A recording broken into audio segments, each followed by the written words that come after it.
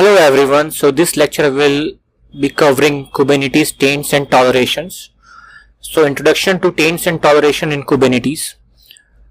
So overview of taints and toleration. So taints and tolerations are key concepts in Kubernetes that help in managing and scheduling workloads on nodes.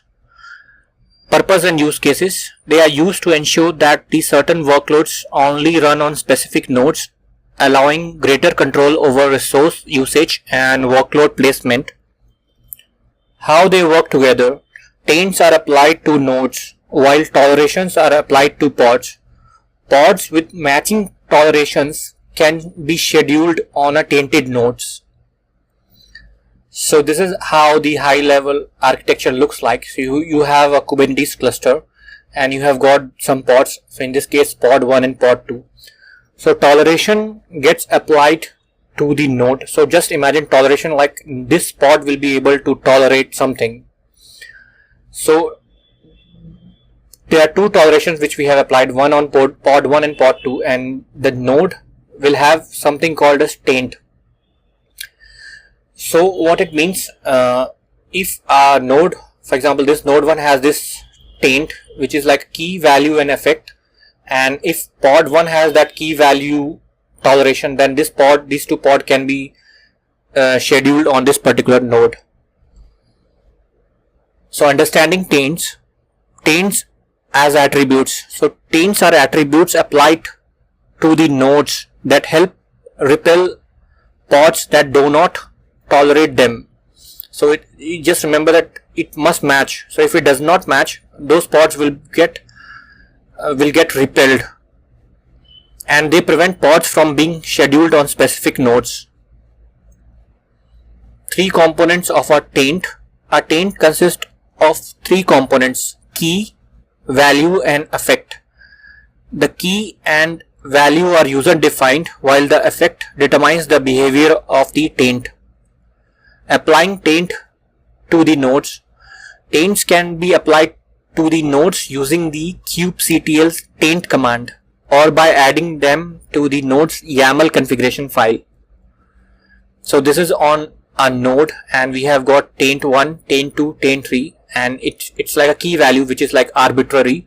It's user defined, it's totally random, and then you have effect which is predetermined, it has a standard value. Understanding tolerations. Tolerations are also attributes. So tolerations are attributes which are applied to pods that allow them to be scheduled on nodes with matching taints. They effectively tolerate the node's taints. Components of a toleration. So a toleration consists of a key, value, operator and effect. So four things. Key, value and effect must match the taints components, while the operator determines the matching behavior. Applying tolerations to pods. Tolerations can be applied to pods using the tolerations field in the pod's YAML configuration file. So this is on a pod. So we have toleration 1, key, value, operator and effect. So there are four components, and same some other toleration on some other pod. So it's on the same pod it can have multiple toleration also. So taint effects. First one is NoSchedule.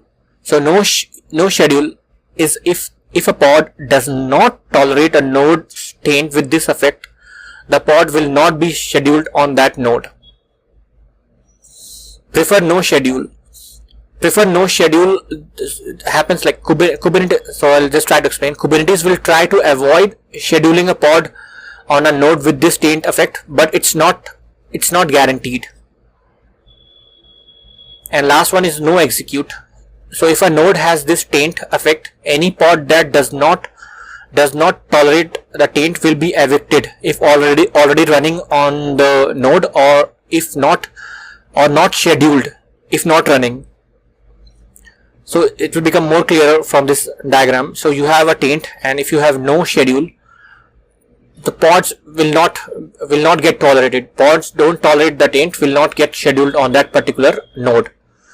And then you have taint PreferNoSchedule. So pod should avoid pod should avoid the taint if possible. So this is not guaranteed, but they should avoid and no execute. This is like running pods will also get evicted if they do not tolerate the taints. So use cases for taints and toleration. So dedicated nodes for specific workloads. So taints and tolerations can be used to create dedicated nodes for specific workloads, ensuring that only specific pods run on those nodes. Separation of concerns. They provide a way to separate concerns by preventing certain pods from running on specific nodes, ensuring that different workloads do not interfere with each other. Managing resources and hardware constraints. They also help manage resources and hardware constraints by allowing you to control which workloads run on nodes with limited resources or specific hardware requirements.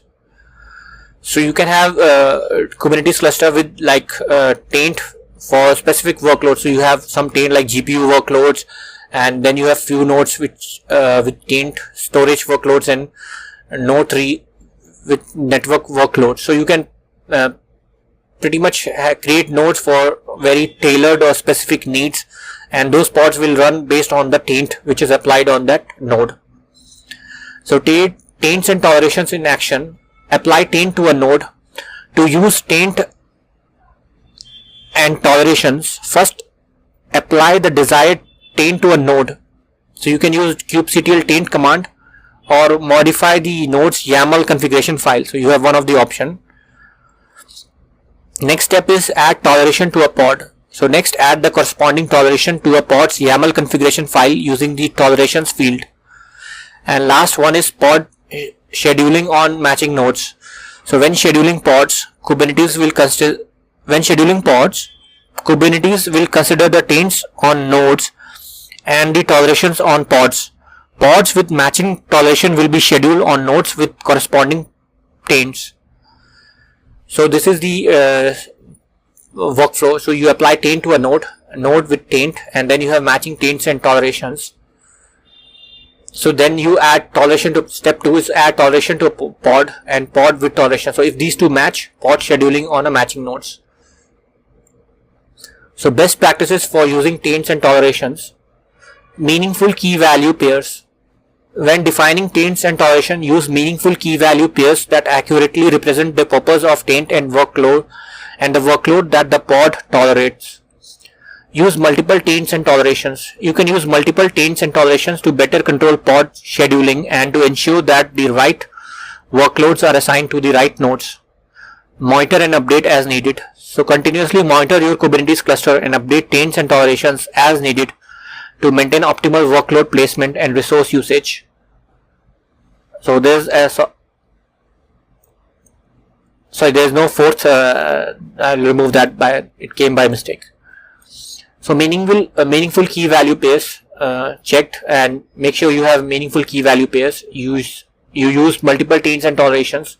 So this is just a checklist, and monitor and update as needed. And final conclusion: enhanced control over workload placement. Taints and toleration provide enhanced control over workload placement within a Kubernetes cluster, allowing you to manage and schedule workloads on specific nodes. Increased flexibility and resource management. By using taints and tolerations, you gain increased flexibility in resource management, ensuring that workloads run on nodes with the required resources or hardware, and ensuring optimal cluster performance. Implementing taints and toleration helps ensure optimal cluster performance by avoiding conflicts between workloads and efficiently managing resource usage across cluster. So just a summary, you have taints, node 1, matching taints and toleration, pod scheduling, and tolerations on the pod, and then pod scheduling. Just like last summarizing. And that's all. Thanks for watching.